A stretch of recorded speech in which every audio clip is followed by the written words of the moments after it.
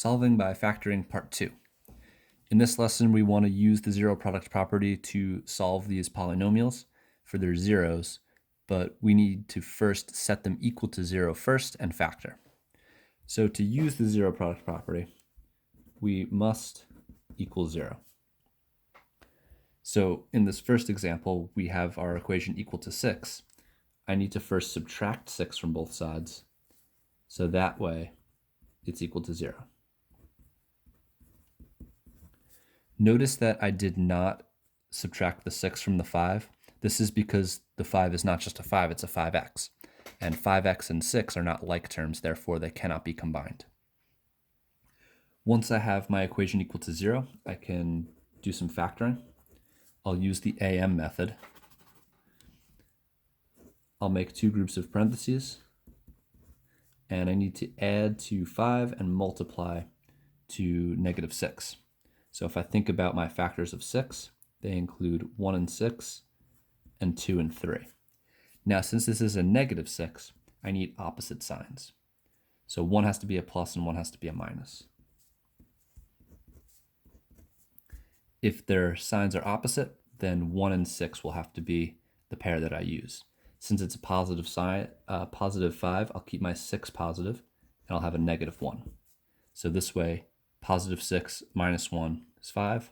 Positive 6 times negative 1 is negative 6. Once it's factored, I can set each factor equal to 0, and I'll solve. Subtracting 6 from both sides, adding 1 to both sides, x will be negative 6, and x will equal 1.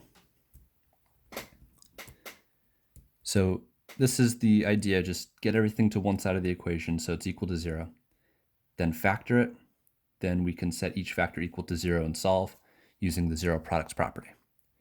Pause the video now, take a look at 2 through 6, 2 through 9 actually, 7, 8, 9, and see if you can get them done. Okay, so now that you've tried them, let's take a look. So number 2, I have a 4x on this side of the equation. I'm going to move that 4x over to the left. So x squared minus 4x plus 4. Notice that I not only didn't combine them with anything existing over here since none were like terms, I put the negative 4x right in between the x squared and the 4 just to keep the descending order, because that's what we're used to seeing when we're factoring. I have 3 terms here, so I'm going to use add multiply factoring. I need to add to a negative 4, multiply to a positive 4, so my numbers will both be negative 2, because negative 2 plus negative 2 is negative 4. Negative 2 times negative 2 is positive 4. These are identical, so I could set each of them equal to 0, but I'm going to get the same result. So I'm just going to do it once. And x will equal positive 2 for adding 2 to both sides. So this one is interesting because it is squared, but we only have one solution, which is possible. This degree tells us the maximum number of solutions that are possible. It could be less. All right, looking at number 3. Now, I always like to have my leading term be a positive, especially when factoring. So I could move the x squared over to the left, but that would complicate things by making the x squared term negative. So what I'm going to do is move these other terms over to the right. So I'll add 2, and I'll add 3x. So I'll have a 0. My x squared term will stay the same. Then I'm going to use my 3x first, then my plus 2. That way everything is in order, highest degree to lowest degree. From here, I see I have a trinomial, so I'm going to use AM factoring. And I need to know what multiplies to 2 and adds to 3. The only thing it could possibly be is 1 and 2. So x plus 1, x plus 2. Then I can set each factor equal to 0 and solve, and I know it's just the opposite sign.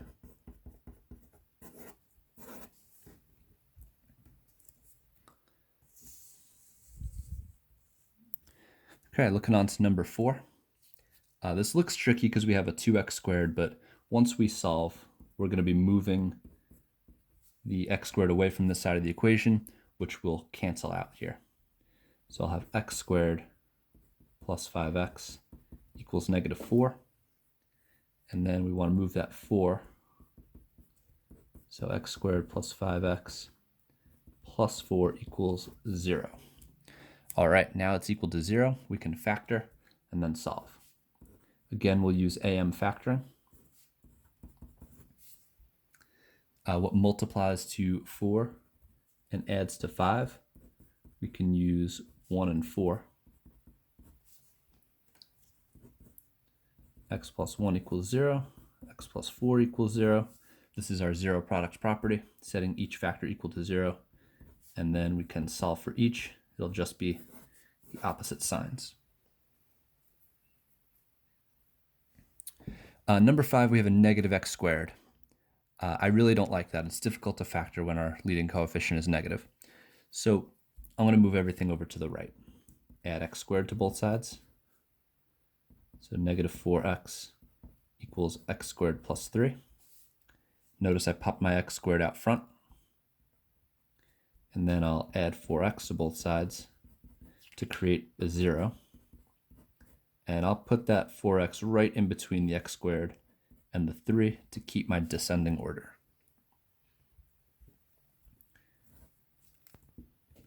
Don't need that. Not yet, at least. Again, I have a trinomial, so again, I'll use AM factoring. And I will split this into 2 groups of parentheses. I need to know my factors of 3. It's just 1 and 3, and they happen to add to 4, so that's good for us. So we'll have x plus 1, x plus 3. Setting each factor equal to 0, we will see that x is equal to negative 1, and x is equal to negative 3.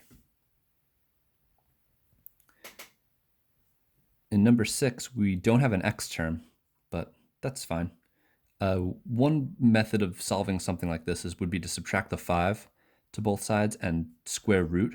We actually saw that technique in an earlier lesson, but for the sake of this lesson, we want to use factoring the zero product property. So I will move the negative 14 away from that side of the equation.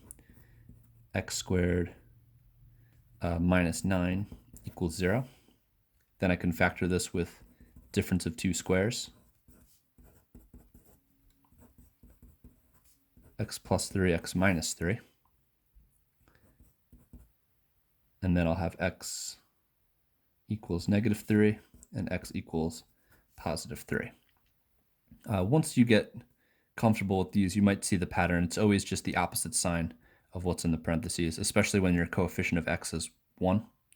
You can just put that number right down with the opposite sign of the factor. Okay, 7 through 9 get a little bit more involved. A little bit more solving comes into play. We have x squared terms on both sides. We have x terms on both sides.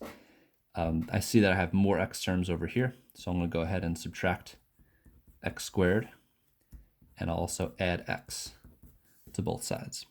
So for the x squareds, they'll cancel out. 2x squared minus x squared is x squared. For the x terms, 8x plus x is 9x. And everything is going to cancel out over here, equaling to 0, which is exactly what we wanted.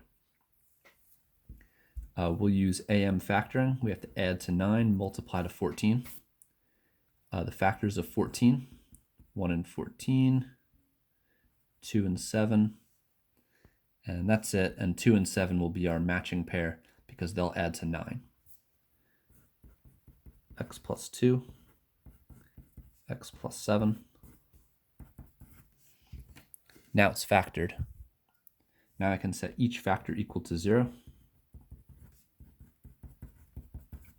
And solving, I'll have x equals negative 2 and x equals negative 7.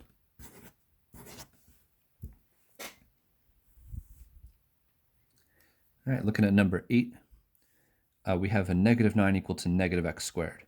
Again, when you don't have that x term, an alternate method of solving would be to just square root both sides. You'd have to eliminate the negative first in order to do that because you can't take the square root of a negative. But from here, I want my x squared term to be positive, so I'll add x squared to both sides. I'll have x squared minus 9 equals 0. And hey, that's exactly the same thing as this, x squared minus 9 equals 0. So again, we'll use dots, x plus 3, x minus 3. And we'll have x is equal to plus or minus 3 as our solution, solving exactly the same way as this.